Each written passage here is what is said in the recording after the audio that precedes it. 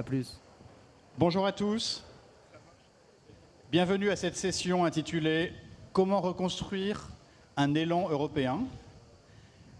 Je crois que nous arrivons au moment dans ces rencontres économiques où il est peut-être temps d'arrêter de poser des diagnostics et il serait bien de commencer à discuter des solutions. Vous avez sans doute remarqué que dans ces rencontres 2025, les titres des sessions changent et sont un peu aléatoires, mais le sujet est toujours le même, et c'est comment renforcer la compétitivité de l'Europe et la souveraineté de l'Europe. Ensuite, on a mis des titres parce qu'il fallait bien changer un peu.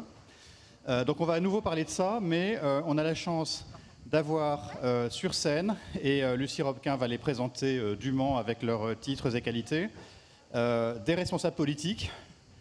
Et donc après des séquences où les économistes, les chefs d'entreprise nous ont expliqué ce dont on avait besoin pour renforcer l'Europe, pour tirer le plein parti du marché unique, pour renforcer nos capacités, notamment dans le domaine de la défense, dans le domaine de l'énergie, dans le domaine de la technologie, de l'intelligence artificielle, pour repositionner l'Europe, replacer l'Europe dans le concert des nations et particulièrement en partenaire et égal des États-Unis. Tout ça, on l'a entendu, et maintenant, la question, c'est comment on fait? Et on a la chance d'avoir sur cette scène des responsables politiques qui vont nous expliquer comment on va faire. Et les questions que j'ai envie de leur poser pour amorcer cette discussion, c'est d'une part, comment est-ce qu'on met nos ressources en commun? On a entendu, par exemple, ce matin, Patrick Pouyanné dire très justement il faudrait refaire la CECA, refaire la communauté européenne du charbon et de l'acier. Il faut retrouver des grands projets mobilisateurs qui permettent aux Européens de mettre leurs ressources en commun pour être plus forts sur la scène mondiale. Comment est-ce qu'on fait pour recréer ces grands projets communs à un moment où la réalité de la discussion européenne, c'est que les États membres sont souvent en désaccord sur beaucoup de choses.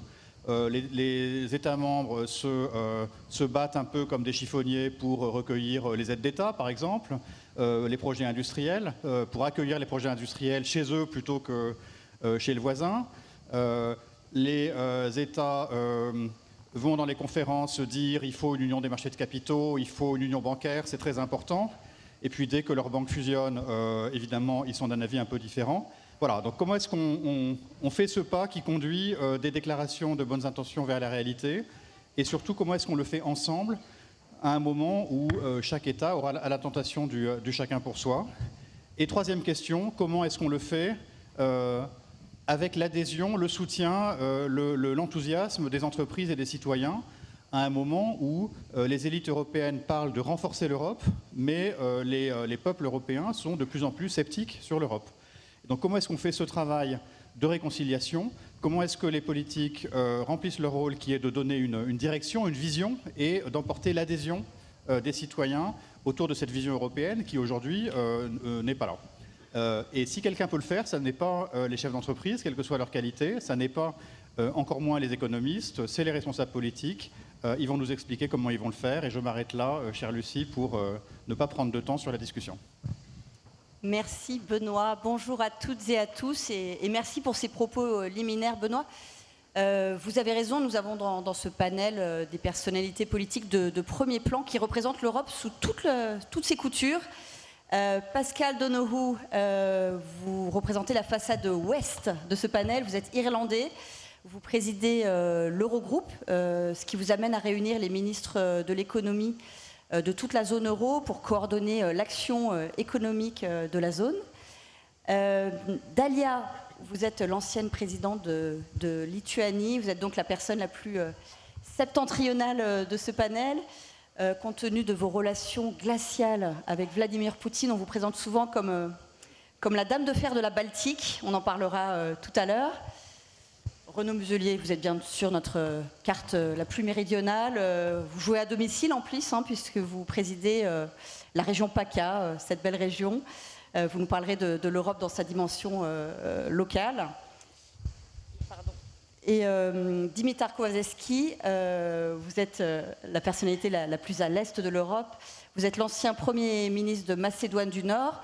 Alors je précise que la Macédoine du Nord n'appartient pas à l'Union européenne, mais est candidate à son intégration depuis une vingtaine d'années. On en parlera tout à l'heure. Alors je vous propose de commencer ce panel par un rapide tour de table en vous posant une question très simple. Quel serait, selon vous, le projet ou l'idée qui permettrait de relancer l'Europe? On va essayer de tenir chacun en 3 minutes, si vous pouvez. Pascal, on va commencer avec vous. Oui, bonjour, mesdames et messieurs, et merci de me donner la possibilité d'être ici. Alors, lorsque je pense à la Provence, alors c'est un festival de Provence est remarquable. Et je crois que Victor Hugo a grandi ici, et c'est ici qu'il a commencé sa carrière d'écrivain.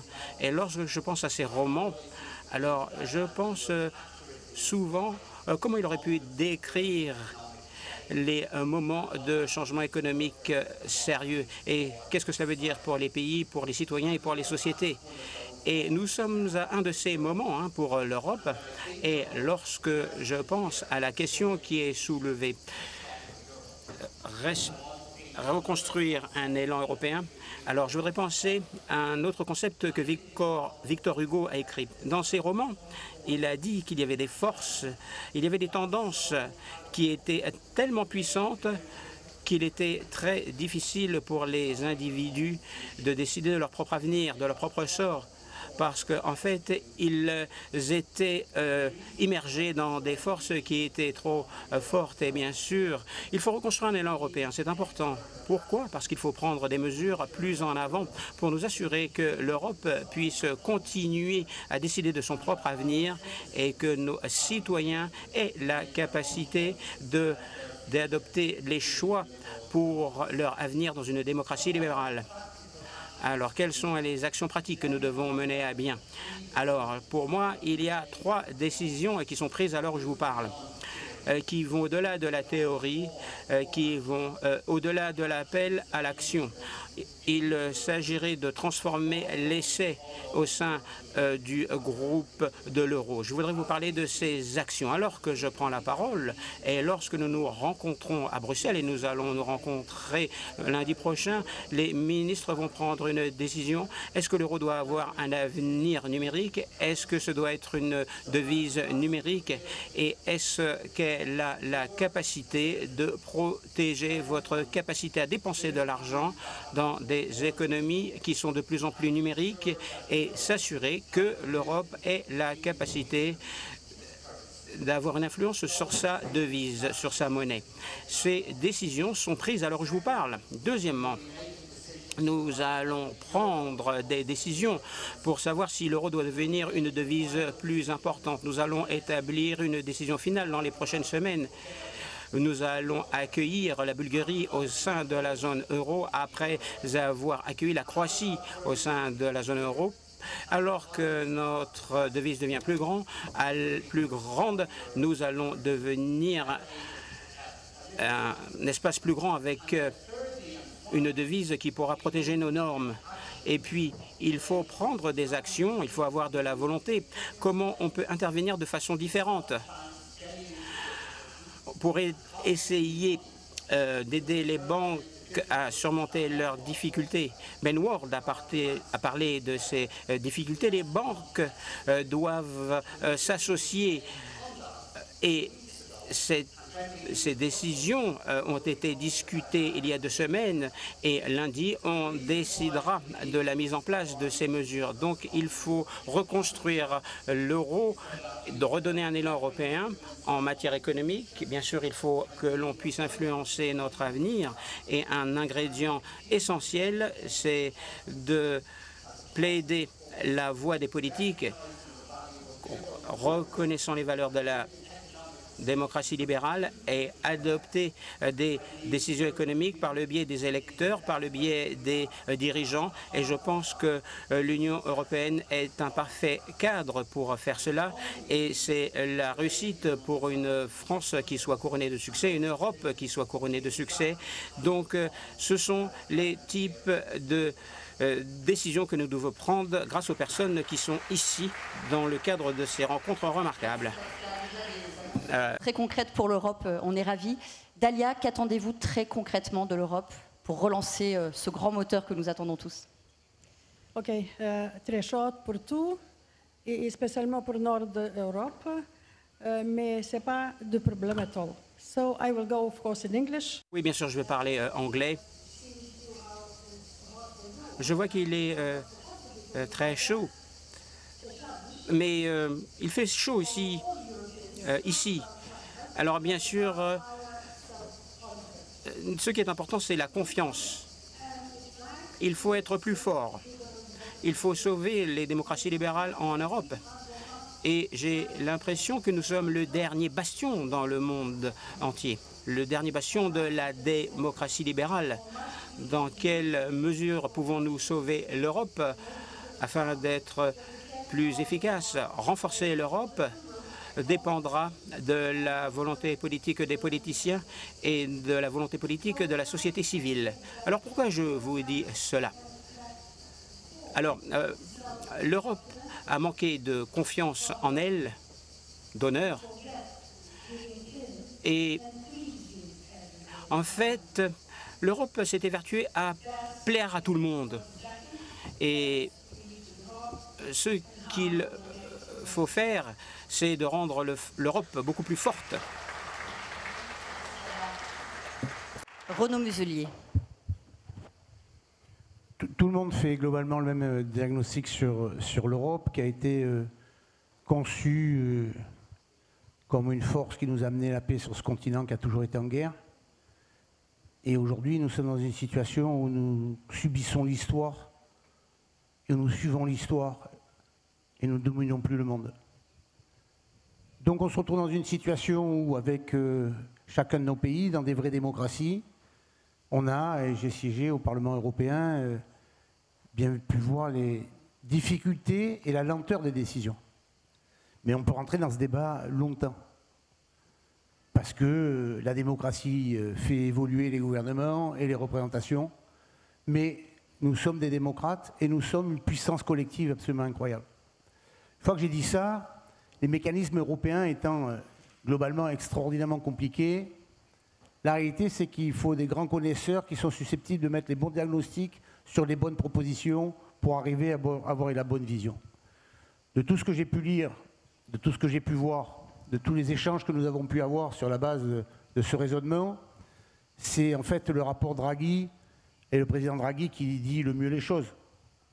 Pour retrouver une puissance industrielle, pour avoir une vision de vie diplomatique unique, qui fait en sorte que nous avons la nécessité de trouver un plan de 800 milliards d'euros pour organiser, structurer l'avenir de notre continent. Et je pense que dans le cadre du rapport Draghi, les difficultés politiques, l'organisation structurelle de l'Europe, l'évolution naturelle et obligatoire de ce continent par un système démocratique structuré, adapté à des peuples très différents et très variés, nous le représentons ici, fait en sorte que Draghi, lui, pose vraiment les choses sur la suite. Et je pense que c'est le meilleur créneau, avec la totalité de ses propositions, pour mettre en place. Alors vous allez me dire, ok, mais ça se discute. Eh bien sûr, ça se discute. Sauf qu'aujourd'hui, l'Europe est face à peut-être aussi ses contradictions et surtout face à ses hésitations. Et que là, aujourd'hui, on n'a plus le temps. Et donc, il faut appliquer Draghi, rien que Draghi, tout Draghi. On va reparler de Draghi au cours de cette heure de débat. Merci Renaud Muselier. Dimitar. Yes, thank you. First of all. Tout d'abord, merci de m'avoir invité. C'est une conférence remarquable et je tiens à remercier chaleureusement les organisateurs. Je tiens à rendre hommage à M. Lorenzi qui est à l'origine de ces rencontres. L'avenir de l'Europe ne peut pas se construire sur des états d'esprit rétrogrades. C'est quelque chose que nous avons vu par le passé. On ne va pas attendre la prochaine crise pour découvrir quelle est la finalité de l'Europe. Mais nous avons une stratégie, nous devons avoir une stratégie pour donner la place à un leadership pluriel pour protéger l'intégrité institutionnelle et pour affirmer la force de l'Europe. Alors ce n'est pas l'uniformité dont il s'agit. Il s'agit d'avoir un horizon stratégique partagé, d'un horizon moral stratégique partagé. Comme vous le savez, l'Europe est sous pression et donc nous devons renforcer les qualités de l'Europe. En tant qu'Européens, en tant que partisans de l'Union européenne, à la lumière de l'agression russe en Ukraine, à la lumière de l'imprévisibilité des alliances atlantiques ou des alliances transatlantiques, à la lumière de tout cela, alors il y a des changements, il y a des mutations, mais c'est un miroir en quelque sorte. Ces défis, ces questions nous amènent à nous poser trois questions. À quoi sert l'Europe? L'Europe doit être une force, pas un forum, mais pas une force dans le sens militaire du terme, mais une diplomatie qui s'affirme, un renforcement de la démocratie et l'alignement des principes au sein des pays, parce que les Européens et la force de l'Europe ne se trouvent pas simplement dans les institutions, mais au sein des peuples, avec les étudiants, les scientifiques, avec les rêveurs et les bâtisseurs. L'Union européenne et l'Europe dans sa totalité a plus d'1 milliard de personnes avec beaucoup de talents, avec beaucoup de technologies et beaucoup d'innovations. Il y a plus de 500 millions d'habitants en Europe. La coopération doit être redécouverte. Il faut faire preuve de créativité et nous devons mettre au rebut la bureaucratie. Il faut trouver des nouvelles formes de discussion. Il faut avoir une confiance mutuelle dans les différents secteurs. Il faut que l'Europe puisse innover en son sein. Et dans ce monde fragmenté, l'Europe doit être l'architecte de l'interdépendance, comme ça a été le cas il y a 50 ans. Et l'Europe ne doit pas devenir victime de cela. Alors nous ne devons pas construire des murs et l'Europe doit construire des passerelles avec les partenaires démocratiques, avec les citoyens. Il faut jeter des ponts avec d'autres pays, avec d'autres continents afin de surmonter les faiblesses, mais renforcer l'ouverture. Et l'ouverture, c'est quelque chose qui caractérise bien l'Europe. L'Europe a été construite suite aux crises. Et aujourd'hui, alors que nous devons relever les défis de la nouvelle génération, nous devons réinventer l'Union européenne. Merci beaucoup. On va revenir avec Pascal. Pardon.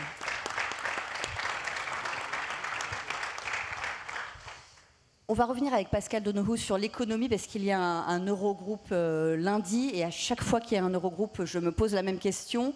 L'Europe a eu énormément de rapports brillantissimes pour expliquer par A plus B ce qu'il fallait faire pour relancer le moteur européen. Renaud Muselier en a cité un, le rapport Draghi, mais il y a aussi eu le rapport Noyer, le rapport Letta, on ne les compte plus. Et néanmoins, il ne se passe pas grand-chose. Je parlais même avec un Américain hier qui me disait qu'il y a 20 ans, quand il venait en France, on lui parlait déjà de l'union des marchés de capitaux et on attend toujours cette union des marchés de capitaux. Pascal Donohoe, pourquoi ça avance si lentement ?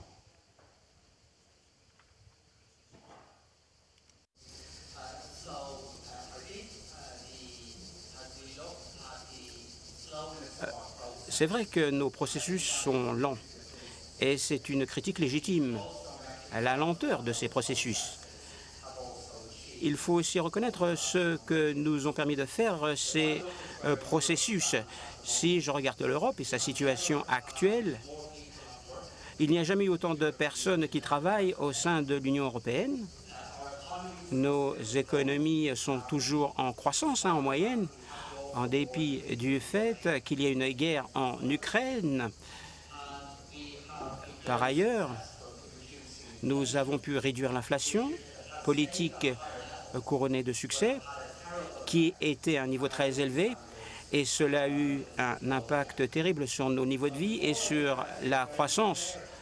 Avant de me pencher sur cette critique qui est juste, la lenteur des processus, moi je dirais que ces processus nous ont aidés au cours de ces dernières années, bien plus que par le passé. S'agissant de la lenteur de ces processus, c'est vrai que les processus pour se mettre en œuvre, ils prennent du temps. Il y a un coût, mais il y a aussi un bénéfice. Il y a un avantage.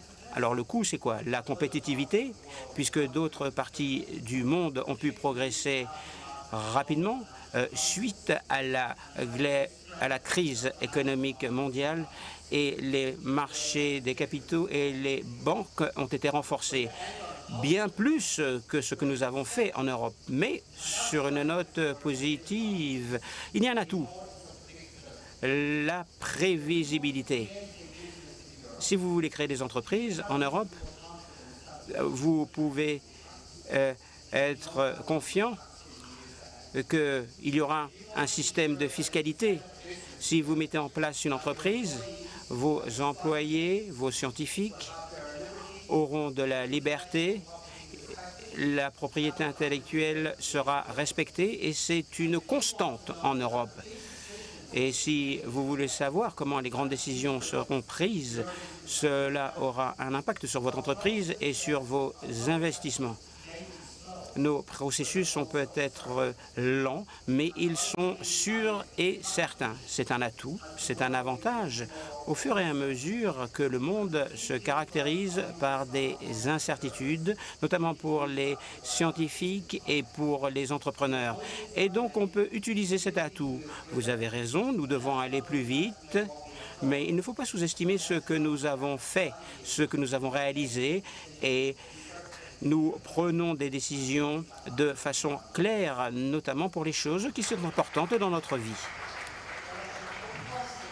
Marché de capitaux dont on parlait hier avec mon ami américain, quand est-ce que vous pensez que nous pourrons la mettre en œuvre? Pour moi? Pascal, pardon.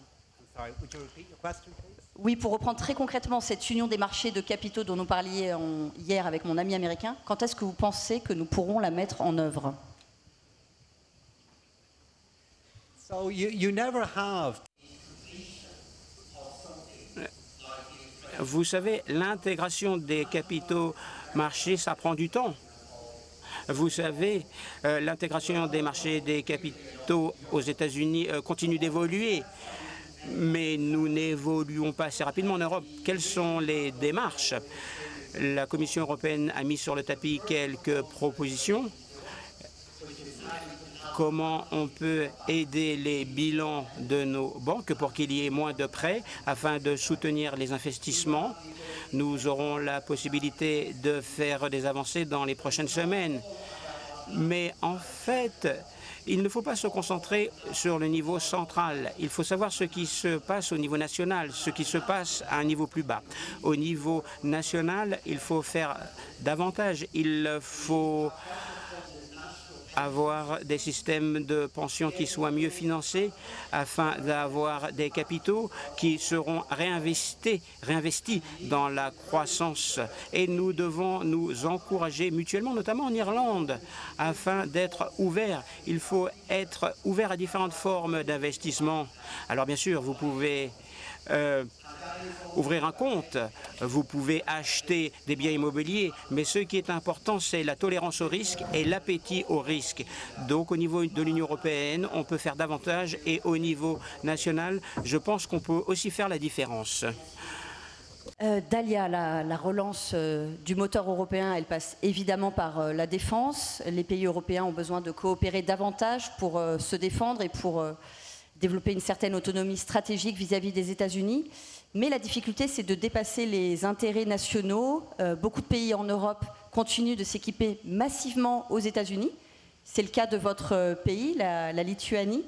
Vous demandez une vraie défense européenne, mais vous avez recours largement aux équipements américains. Est-ce qu'il n'y a pas une certaine forme de paradoxe? It's not a paradox because we do not pay a lot. Ce n'est pas un paradoxe. Nous n'achetons que 20% d'équipements de défense et le reste, ce sont des équipements de défense européens. Mais il faut aller au-delà. Nous avons besoin de stabilité, mais c'est vrai que le monde d'aujourd'hui est très imprévisible parce que notre principal partenaire, le nouveau gouvernement Trump, veut être imprévisible. Il le fait à dessein. Et pour lui, ça lui va bien.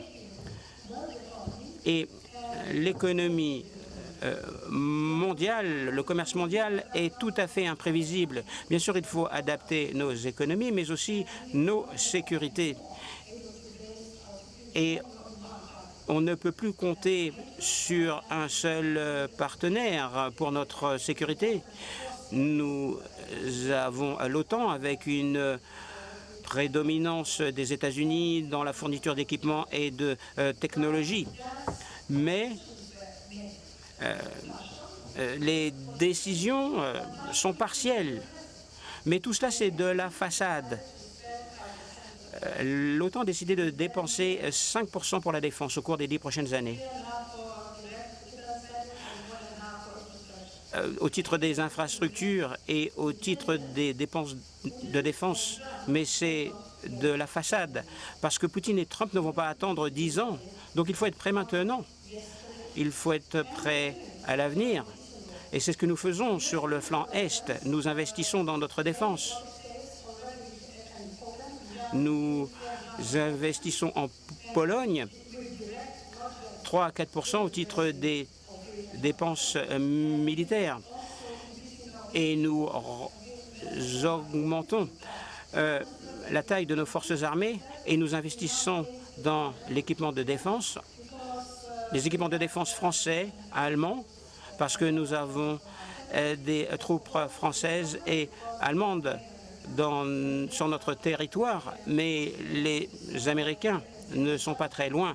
Et on voit que les Américains peuvent utiliser des bases militaires dans cette région. C'est un problème militaire et c'est un problème de confiance vis-à-vis des partenaires. Nous avons besoin de parler de la défense, comment la défense peut stimuler l'économie. Si on regarde les propositions qui seront rendues publiques la semaine prochaine de la part de la Commission européenne sur le cadre financier de l'Europe pour les 7 prochaines années, il y a 3 groupes d'investissement qui se trouvent dans les budgets européens. La compétitivité, la défense et la numérisation de l'économie. On a parlé il y a peu de la devise numérique. Ce sont des nécessités. Donc nous allons investir dans différents domaines et la défense est l'un des blocs importants. On pourra ainsi améliorer notre industrie de défense. Par exemple, dans notre région, nous avons reçu l'investissement allemand avec Rheinmetall et nous allons faire la même chose avec les Ukrainiens. Nous construisons des drones avec les Ukrainiens parce que la technologie des drones est très évoluée et cela change le paysage de la guerre tous les jours. Donc ce qui est important, c'est de savoir comment on va s'adapter aux nouvelles réalités du monde, aux réalités de la guerre. Et la guerre, le monde change tous les jours.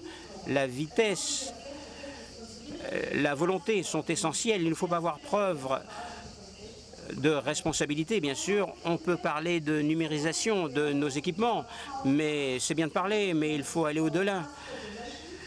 Comment les démocraties libérales, comment les unions peuvent prendre des décisions. Et nous avons le mur de l'unanimité. Nous sommes dans une crise en ce qui concerne la prise de décision en Europe. Il y a la règle de l'unanimité qui nous bloque. Avant de devenir très fort, nous devons résoudre le problème lié au processus décisionnel. Et il faut mettre en place des réformes au sein de l'Union européenne. Ce n'est pas simplement une question de défense. Bien sûr, les discussions calent. Nous perdons notre volonté politique alors que les États-Unis et alors que les ennemis de l'Est se renforcent.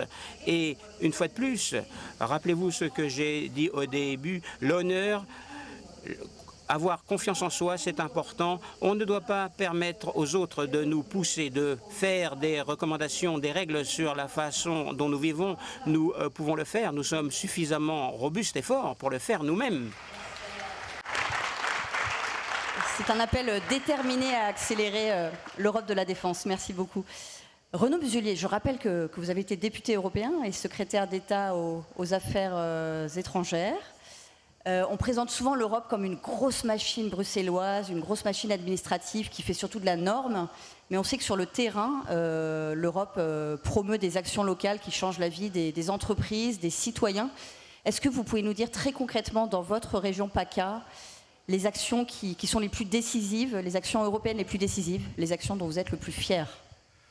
D'abord, je suis fier d'être provençal, alpin et azuréen. Et européen. Et donc, je suis la région Provence-Alpes-Côte d'Azur. Je ne suis pas la région PACA, moi.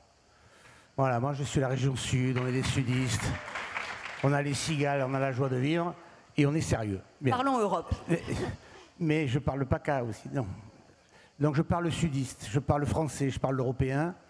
Et c'est vrai que dans mes différents mandats, j'ai pu approcher, dans le cadre de décisions géopolitiques ou géostratégiques, des moments très importants. Ce que j'ai constaté aussi, c'est que les Français ne savaient pas se servir des moyens européens à leur propre disposition, notamment pour les territoires. Pourquoi? Parce que vous avez raison, il y a trop de normes, et à l'intérieur du Parlement européen, lorsque vous montez vos dossiers, le mot récurrent, c'est toujours simplification. Et quand vous dites simplification à un fonctionnaire européen, ça veut dire plus d'administration. Donc c'est assez complexe. Néanmoins, pour nous, nous avons la nécessité de parler l'européen, de présenter nos dossiers dans le langage européen fort de cette technicité, et ça fonctionne. Dans la région Provence-Alpes-Côte d'Azur, quand nous avons été élus, nous récupérions dans la même taille de région, avec les mêmes compétences, 300 millions d'euros de la région, de l'Europe, au service de nos territoires. Aujourd'hui, nous sommes à mi-mandat de notre dispositif, nous visions les 10 milliards d'euros, nous sommes à 7 milliards, hors ITER, qui représente 6 milliards d'euros. Ce n'est pas l'épaisseur du trait, l'histoire. À quoi il sert cet argent? Parlez-nous d'actions très concrètes. Cet argent fait en sorte que nous avons copié le mode de fonctionnement des Allemands pour aller capter les fonds européens dans le cadre des directives européennes qui sont mises en place. Ça veut dire quoi? Ça veut dire que l'Europe met à disposition des territoires européens, tous ceux qui sont ici présents, toute une palette d'outils pour les routes, pour l'université, pour le patrimoine, pour les écoles, pour le développement durable, toute une série de mesures européennes qui donnent la trace du choix politique qui est fait par le Parlement européen et les commissions en ce qui concerne l'Europe. Et ces moyens-là sont mis à disposition des territoires qui présentent des dossiers. Et quand vous présentez votre dossier, si vous présentez votre dossier en disant oh, « c'est très bien ce que je fais moi, je vais être financé par l'Europe », ça ne marche jamais. Ce qui marche, c'est s'inscrire dans la politique Rome pour dire bah, « tiens, l'Europe a décidé de sauver les petits villages montagnards dans lesquels nous avons des églises et donc faites des projets pour la restructuration de ces églises dans nos Alpes. 300 millions. 300 millions pour la région. » Vous dites, bon, ben, tiens, moi j'ai un projet, on y en a fait ici, le premier budget vert d'Europe, parce que quand vous présentez un dossier au niveau européen, vous avez la nécessité systématiquement et obligatoirement d'avoir des mots-clés. Développement durable, parité, travail, environnement direct. Si vous ne mettez pas ces 3 mots-clés dans vos décisions, vous êtes éliminé strictement. C'est là une des raisons pour laquelle, compte tenu de la magnificence de notre territoire, nous avons fait ce budget qui allie environnement et économie. Et nous sommes éligibles systématiquement. Je vous donne un exemple très concret. Dans le cadre de l'organisation des Jeux Olympiques, dans le cadre, j'étais vice-président de la commission de transport au Parlement européen, nous avons mis en place un dispositif qui doit faire en sorte que nous avons des trains qui doivent partir de l'Espagne à l'Italie pour une liaison directe, style TGV. Et nous avons dit, nous avons le premier volet entre Marseille et Menton. Et donc, pour 3,5 milliards d'euros, nous sommes financés à 20% par l'Europe parce que nous avons imaginé ce dispositif qui aura une conséquence après pour la liaison sur l'ensemble du territoire. Et dans tous les dossiers que vous présentez à l'Europe, vous avez la nécessité absolue de faire en sorte que ce n'est pas un local dossier pour vous, pour votre petit nombril français, pour votre petit village de territoire. c'est systématiquement dans une coopération internationale qui mélange 2 ou 3 pays dans le cadre de ce développement. Ce qui amène à la sortie qu'aujourd'hui, nous sommes sur ce niveau très élevé. Nous sommes la première région française en termes de captation de fonds européens et nous sommes dans les 10 premières régions d'Europe. Pourquoi? Parce qu'on a fait une équipe très forte, très structurée à Marseille, qui est le siège de la région, dans lequel nous avons construit une équipe qui transforme le dossier local en dossier européen. Et à l'Europe, nous avons une grosse équipe d'une dizaine de personnes qui est spécialisée dans la transformation de ce dossier dans une captation de fonds auprès des directives européennes dans les appels à offres qui sont donnés et qui donnent un fonctionnement de notre dispositif. Je vais vous donner un exemple très simple. Je vois que mon collaborateur me montre le document. Ça paye 7 milliards. Ça paye 7 milliards. Alors, on va faire un truc très simple.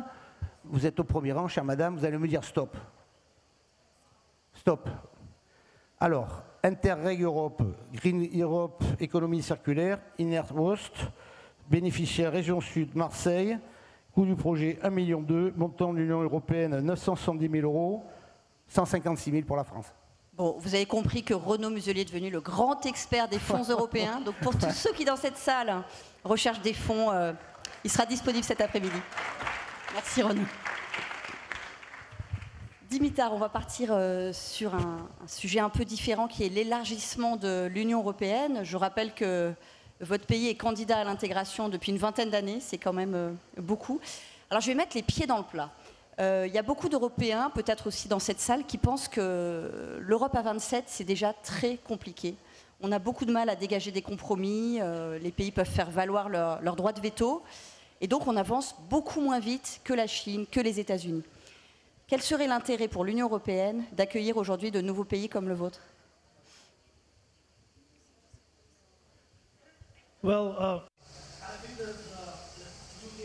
Vous avez donné la réponse dans votre question pour une raison pour élargir l'Union européenne, même si on ne peut pas le croire à première regard.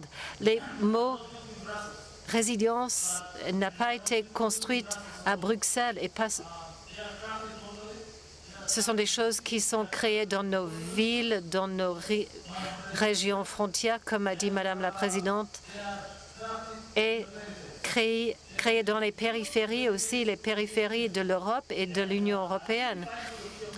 Un projet redéfini de l'Europe, comme on en parle, doit donner de la puissance au bord et pas qu'au centre. Et avec cette nouvelle directive, mon message clé est que l'Union européenne, cet élargissement, est un processus crédible pour les Balkans de l'Ouest et la Macédonie. Et je sais que la procédure a été commencée pour l'Ukraine et Moldavie, basée sur la décision du Conseil européen. C'est quelque chose qui peut redynamiser le projet européen. Nous parlons d'intégration de pays dans les Balkans occidentaux, la Macédonie, les pays qui partagent les mêmes valeurs, la paix, la stabilité, la démocratie, et qui sont en ligne avec l'Union européenne en termes de politique étrangère. Mon pays, qui a pris beaucoup de décisions difficiles pour acquérir le modèle européen, nous avons adopté 50% des directives européennes. Et je sais que ce n'est pas une tâche facile. Cette tâche doit être gérée en vue de la fatigue de l'élargissement qui est présente dans l'Union européenne et également la fatigue d'engagement qui est visible dans les pays candidats. L'élargissement, comme je le vois et comme c'est défini dans la littérature, vient de plusieurs problèmes en Europe où on voit une diminution des pratiques démocratiques dans les nouveaux membres, la migration qui est bien utilisée par les populistes, mais la migration n'est pas connectée à l'élargissement car vous n'avez pas de la migration des Balkans, ça vient d'autres régions. Mais la charge pour l'arrêt de cette migration est en Macédonie, en Serbie, en Albanie. Nous devons faire face à ce problème de migration. Nous le gérons pour l'Union européenne. De l'autre côté, la fatigue de l'engagement, c'est le fait qu'on attend depuis 20 ans.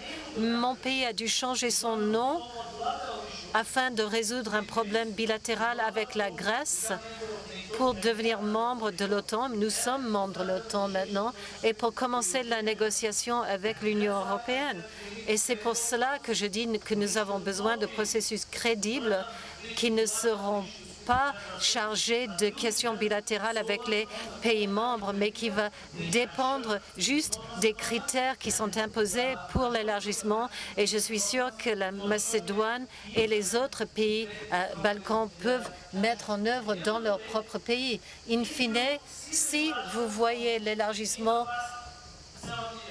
depuis 70 ans, les études économiques nous montrent que sans l'élargissement, l'Union européenne, le PIB, aurait été plus petit d'1/5 sans l'élargissement. Sans le marché unique, le PIB aurait baissé de 10%. Disons, on ne va pas prendre la France comme exemple, que je suis un invité ici, mais s'il n'y avait pas l'élargissement de l'Union européenne pour donner un marché d'un demi-milliard, le Luxembourg allait avoir 2 milliards de moins de PIB par tête maintenant. Le président est un expert dans le financement et on peut comparer s'il y a une lacune entre les pays membres et les pays candidats.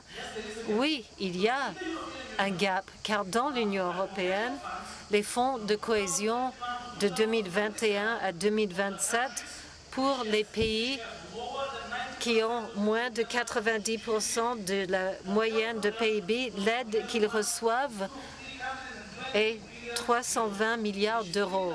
C'est 3 000 € par personne. Entre 21 et 27, pour les pays candidats des pays des Balkans, le soutien de l'Union européenne est 42 milliards d'euros. C'est 140 € par personne. Et cela continue à faire agrandir ce gap. Et c'est pour ça que la présidente de la Commission a créé un nouveau plan pour la croissance pour les Balkans de l'Ouest qui devrait ramener l'Union plus près des Balkans et les Balkans plus près de l'Union européenne. Il y aura des bénéfices avant l'élargissement et qui seront déjà disponibles aux Balkans. À partir d'octobre,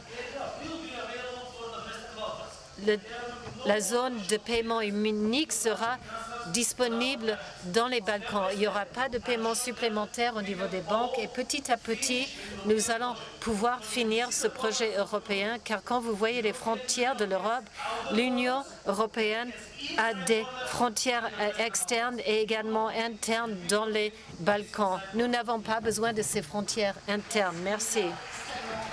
Merci beaucoup. J'ai envie de vous poser une dernière question avant d'ouvrir les questions à la salle. On va parler un peu technologie parce que c'est la clé de notre futur et de notre compétitivité. Il y a un livre dont on parle beaucoup en France qui s'appelle L'heure des prédateurs. Il a été écrit par Giulio D'Ampoli et il montre comment la France se fait, l'Europe pardon, se fait doucement envahir par les GAFA, un peu comme les Aztèques par les Espagnols au XVIe siècle. Alors, est-ce qu'on peut faire quelque chose? Est-ce qu'il y a quelqu'un parmi vous quatre qui pense que nous pouvons reprendre notre destin technologique en main? Oh, Renaud Muselier, je sens. Ou Pascal de nouveau. Oui, moi je suis un politique, je crois qu'on a notre destin en main. Pardon? Moi je suis un politique, donc moi je pense qu'on a notre destin collectivement en main. Et que ce n'est pas l'administration qui peut avoir une évolution. C'est une volonté politique de faire en sorte que nous avons la capacité, avec nos satellites, avec nos ingénieurs, avec nos écoles, de faire en sorte que nous pouvons nous organiser pour faire en sorte que... La difficulté qu'on rencontre, c'est que l'Europe a été créée sur la base de la guerre dans ce continent et que pendant 70 ans, eh bien, on organisait la paix et on a attendu nos amis américains pour ne pas regarder autour de nous. Et on s'est appuyé sur eux, ce qui était normal, puisque c'est nos alliés historiques, conjoncturels, institutionnels, démocratiquement parlant, le système le plus large possible dans le monde occidental. Et on se retrouve dans une situation où aujourd'hui on nous dit on est en compétition avec tout le monde et on a la nécessité immédiatement de mettre nos ingénieurs, nos moyens financiers, nos techniciens pour être ensemble. Alors bien sûr, quand on a eu, nous on est héritier quelque part de la politique du général de Gaulle qui nous a donné une souveraineté, une indépendance, une place au Conseil de sécurité avec notre défense nucléaire, etc. Nos amis, nos voisins n'ont pas eu cette force, cette capacité à ce moment-là, mais ensemble on a largement la capacité de le faire, oui, j'en suis sûr. Mais il faut en prendre les moyens et le faire vite. Merci. Je vois que des mains se lèvent déjà, mais je crois que Pascal Donohue voulait peut-être donner son point de vue. Nous absolument pouvons le faire. Allez voir nos universités européennes et regarder la qualité des étudiants qui sont là. Rentrez dans nos écoles européennes, regardez l'esprit de nos jeunes Européens, hommes et femmes. C'est possible. Ce n'est pas juste une question de technologie, il s'agit de comment on va façonner notre monde et comment la technologie peut être utilisée pour façonner ce monde. Les 3 étapes que nous mettons en place pour gérer ce gap, premièrement, comme ça a été dit dans notre discussion, nous devons avoir ce focus dans notre budget européen, des étapes qui sont prises par nos universités pour être sûr que les Européens qui travaillent ailleurs dans le monde aient envie de revenir en Europe pour faire leurs travaux de recherche ici. Et troisièmement, il faut réévaluer si nous avons le bon équilibre en place en ce qui concerne la protection de nos données en Europe et utiliser ces données comme énergie, comme carburant pour booster l'intelligence artificielle en Europe. Et chaque fois que je quitte l'université en Europe, je suis certain que nous pouvons fermer ce gap, mais améliorer notre état. Beaucoup de mains qui se lèvent. Je ne sais pas si les micros... Allez-y, madame. Bonsoir. Alors, aujourd'hui, on parle du projet Draghi, où on proposait, l'Europe disait qu'il fallait déposer entre 700 et plus de 800 milliards d'euros pour pouvoir être compétitif, d'accord, au niveau des États-Unis, au niveau de la Chine et du Japon. Aujourd'hui, on constate que des marques européennes, les marques françaises, sont obligées de déposer leur bilan parce qu'elles ne peuvent pas justement payer les charges. Que va faire l'Europe pour aujourd'hui éviter que ces marques françaises puissent ne pas déposer le bilan? Quand on voit que des marques aujourd'hui prennent complètement possession du marché français, quand on parle des marques justement de vêtements qui ont pris carrément possession de la France, qui à la base, en France, on était quand même, disons, la marque, la mode, et aujourd'hui, on perd cette compétence, cette connaissance, parce que la France a de plus en plus on ne peut plus le faire, quoi. Le pays, la France, on ne peut plus rivaliser avec tout ça. C'est un débat qui est au cœur de l'actualité. Quelqu'un pour répondre? Cette question est traitée en ce moment. En ce moment, le code des douanes est réévalué pour traiter le problème de nombre de biens qui arrivent en Europe à très bas coût et rendent la vie de la mode et des fabricants à être en concurrence avec ces sociétés étrangères. Nous essayons de voir comment nous pouvons niveler le terrain de jeu, les biens qui rentrent en France, en Irlande et partout en Europe, ça arrive maintenant, et comment trouver l'argent pour fermer ce gap tout en soutenant l'entrepreneuriat et nos travailleurs. Premièrement, comment utiliser les économies que nous avons déjà en Europe et arrêter de les envoyer ailleurs. Et année en année, il faut trouver le bon équilibre entre le financement public qui sont sûrs et d'utiliser ces finances pour investir dans notre avenir. Encore une fois, nous avons trouvé un meilleur équilibre maintenant que nous l'avions par le passé. Il y a quelques semaines à Bruxelles, votre ministère de Finances a parlé de cette question et ont pris des décisions pour essayer de traiter ce problème. Il ne faut pas croire que le budget européen puisse résoudre tous nos problèmes. C'est juste 1% du PIB de l'Europe. Le reste vient des différents pays. L'Union européenne peut mettre en place des réglementations et protéger nos marchés, et surtout maintenant avec cette guerre commerciale avec la Chine et les États-Unis. Nous sommes à risque que ces biens très peu coûteux vont être balancés ou envoyés en Europe, et nous devons avoir une volonté politique pour protéger nos marchés, et l'Union européenne peut faire cela de manière plus efficace et sans juste penser aux questions budgétaires. Les autres ont répondu très très bien pour la protection de l'Europe. La difficulté dans cette histoire, c'est que le choix qui a été fait dans la construction de l'Europe, c'était aussi la politique européenne a tué le textile en France quand même, hein, dans le Nord, toutes les usines. Parce que pour des choix stratégiques, politiques, géopolitiques, là-dedans, on s'est retrouvé dans cette situation. Mais ce qui est remarquable dans ce que viennent de dire nos voisins, pour la première fois en réalité, c'est que tous les Européens qui ont des responsabilités les uns et les autres, on a bien compris tous qu'il fallait réindustrialiser chez nous. Que ce soit la métallurgie, que ce soit le textile, que ce soit l'industrie, que ce soit le nucléaire, on a bien compris ça.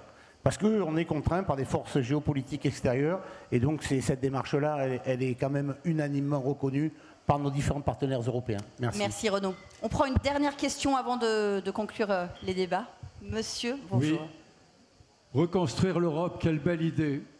Faut-il rappeler tout de même qui a affaibli cette Europe, ce beau projet, ceux qui nous ont vendu une Europe du marché qui était fondée sur la concurrence, sur la compétition et sur la guerre de tous contre tous. C'étaient les mêmes hommes politiques d'il y a 20 ans, les mêmes journalistes aussi, les mêmes grandes entreprises. Et aujourd'hui, les mêmes, effectivement, nous disent qu'il y a trop de normes.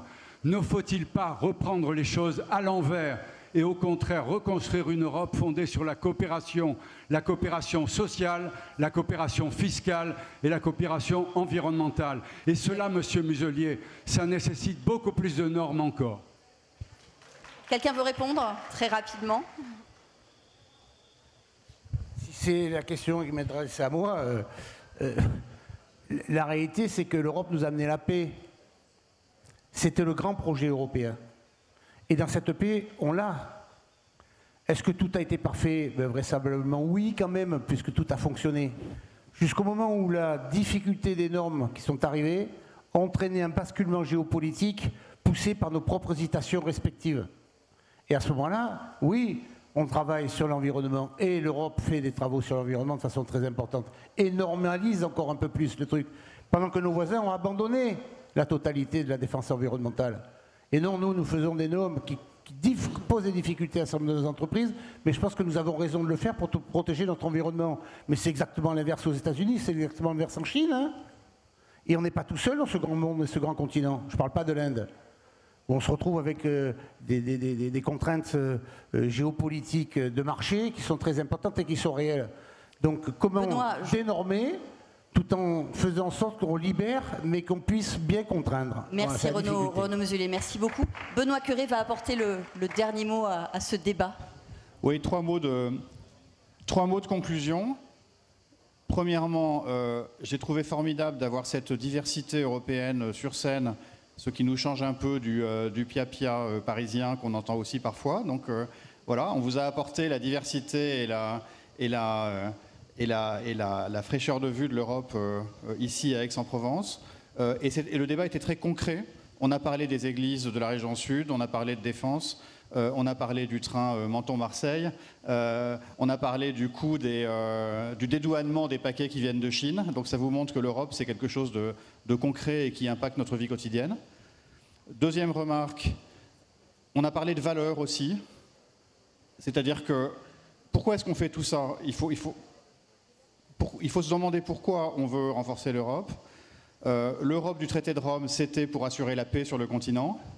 L'Europe que nous voulons construire aujourd'hui, c'est pour protéger nos valeurs, pour protéger la démocratie qui est en recul partout dans le monde, pour protéger notre modèle social.